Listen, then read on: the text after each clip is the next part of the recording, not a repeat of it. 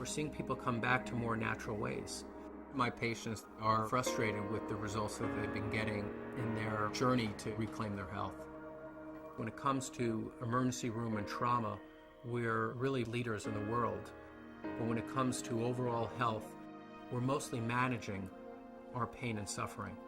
There are definite medications, but they're not turning the condition around. They're allowing you to live as long as you can without that much pain and suffering. So people are forced to look for other ways to manage their health concerns. They're asking the question, is it possible for me to turn the clock back and go to the point in my life where I wasn't sick? Could be 5 years ago or 10 years ago, at that point where their bodies hadn't broken down yet. Well, the science world, not the medical world, is really pointing towards looking very deep in the body at the cellular level. And when you look at that level, you start to see that if the person is ever going to change their health, they have to address helping the smallest unit of their body get healthy again. Normal cells perform many functions essential to maintaining good health. They must be able to take in nutrition and eliminate waste or toxins. Normal cells must defend themselves from intruders like unfriendly bacteria, fungi, viruses, and free radicals, and repair the damage done by them. In addition, cells must work together as a team, communicating with other cells to achieve optimal organ and immune system function. Research has already proven our cells need certain essential nutrients, 26 different vitamins, 72 or more trace minerals, numerous fatty acids, and amino acids. Since our bodies don't produce these, we must get them from our diet. Recently, scientists have discovered that there are at least 8 sugars, called monosaccharides, that our cells also need for optimal function.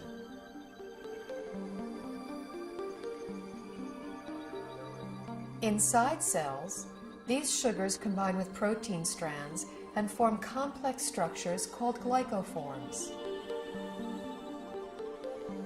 The exterior of a healthy cell is covered with a dense forest of these glycoforms. Glycoforms can exchange infinite combinations of information depending on their shape and charge. Glycoforms are present on the surface of all cells and actually prevent viruses, bacteria, and other enemy cells from entering a healthy cell by blocking the entrance to the cell's surface. Glycoforms can hold on to an enemy cell until an immune system cell can arrive to destroy it. Healthy immune system cells can also accurately identify normal cells and not interfere with their function. Cells covered with glycoforms enable clear and accurate cell-to-cell and system-to-system communication, creating an information superhighway within the body. Glycoforms play a vital role in every human physiological process: immune system response, tissue regeneration, cell replication, growth, and structural stability. They are even responsible for the attraction of sperm cells to an egg cell surface to foster fertilization. When a cell does not receive the nutrition it needs, it cannot produce energy, and it really loses its function. Healthy cells don't function optimally without glyconutrients. That's all there is to it. We now know how important these 8 sugars are to human health. The problem is, only 2, glucose and galactose, are readily available in our modern diets. A fraction of these other 6 sugars can be gotten through diet, but modern agricultural methods, food processing, widespread use of toxic pesticides and chemical fertilizers have all but eliminated them from our food supply. It's only really been since a little before World War II that what we now call conventional methods, that's fertilizer and pesticides, even came into being. What was conventional farming for thousands of years, we're calling alternative farming and organic farming, and what we're calling conventional is actually a new experiment. The connection of healthy soil to healthy plants and to healthy people cannot be underestimated. Most farmers don't use organic fertilizer because of the economics. The government farm programs reward the use of conventional fertilizers. And then also many farmers grow for big agribusiness companies. When you're dealing in mega farms, the ideal crop is to pick the entire crop one day, get the pickers out of the field, get the money out, plow it down and put another crop in. That's like the perfect scenario. Crops are selected for uniform maturity and the ability to harvest quicker than they should. And that makes a huge difference in the protein content and the nutrient content. Optimally, you want the fruits and vegetables to stay on the vine or on the tree or on the plant for as long as possible, because in those last few days before ripening is when the essential sugars are brought to the fruit or vegetable. Everything that is not picked at its peak, everything that is shipped any length of time begins to lose its nutritional value. The nutrients actually start to oxidize. And once a vegetable turns a little brown or it's rusting, then it's going to cause free radical damage in your body. In addition, if something comes from a very long distance, it can have bacteria on it that your body is unfamiliar with.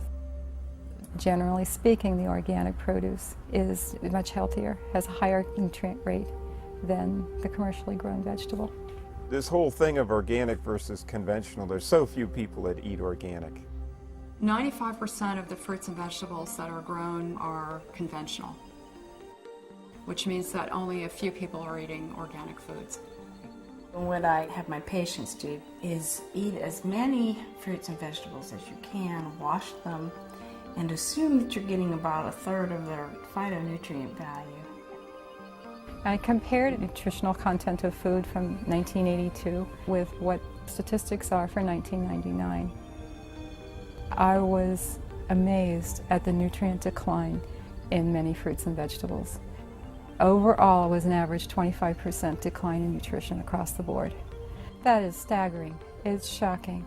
If we are losing 25% of our nutritional content in 20 years, what are we going to have in 20 years from now and 20 years down the road? Pretty soon we're going to be eating water and a little fiber, and that's going to be it. The body, to an extent, can make glyconutrients. That's the job of the liver.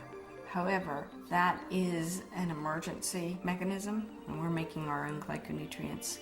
It's basically a state of starvation. If you don't have enough of the right type of sugars, you have faulty processing. With the faulty processing, things can go wrong. Without vital sugars and a variety of other micronutrients, cells cannot create glycoforms.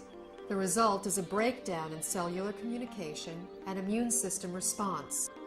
Depleted cells are unable to defend themselves effectively, so cell structures can be damaged and are not effective in healing and regenerating. In this weakened state, cells cannot communicate effectively, compromising the body's ability to identify problems. They are also unable to destroy pathogens such as viruses, bacteria, and fungi, and cannot identify mutated cells so the immune system can eliminate them.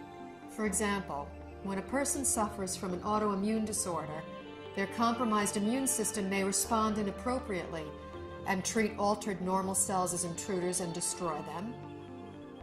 It may allow mutated cells to proliferate, or the immune system may not respond at all, leaving the body extremely vulnerable to many types of infectious agents.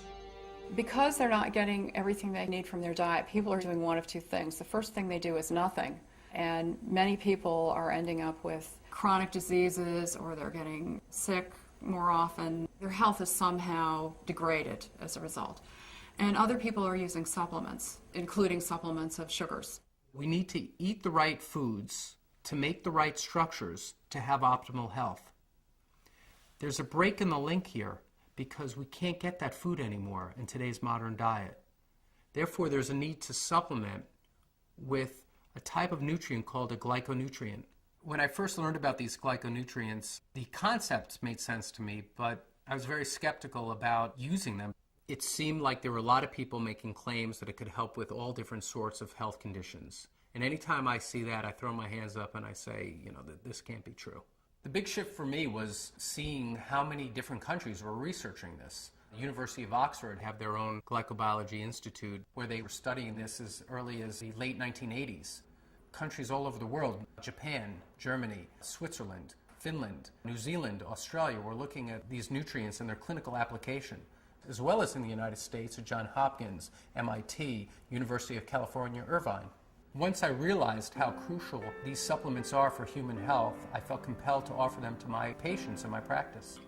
When I started with the patients with the most serious health challenges that I wouldn't be able to help previously, the results that started coming in were amazing. We just started to see people gain their health back. I had a difficult time getting through the day. I had very low energy, and I was not in very good health. I started on a glyconutritional program big time. Now I don't have a pain in my body. I don't have any restrictions on my capabilities. I feel younger than I was at age 69, and I'll be 79 in a matter of days. Since the time I was 17, I was always on medication and nothing was working. I just started to resign myself to being this sick adult. I took these glyconutrients and it's changed my life completely. I'm on a road of recovery where I feel I'm more alive than I've been in over 10 years. It was to the point where I prayed that if my pain doesn't go away, I just want to die. I went ahead and decided to start taking glyconutrients, and I was completely, within 3 weeks, pain-free. I can do it all again. I feel like it's been given back to me, and that's what I'm thankful for. These type of results I've never seen before in my practice and were exciting to say the least. I believe somewhere in the next 10 to 20 years that this will be in the curriculum of all training because it gets results. I, as a physician, am real excited about that, and I think that physicians in general should be fascinated from a scientific standpoint. After seeing so many dramatic results with the people that I've recommended this to, my approach to healthcare has changed fundamentally. I hope to see a paradigm shift in treatment in the future, where you have a truly integrative approach between traditional medical care and nutritional support. And this would ultimately give people not only a longer life, but a better quality of life.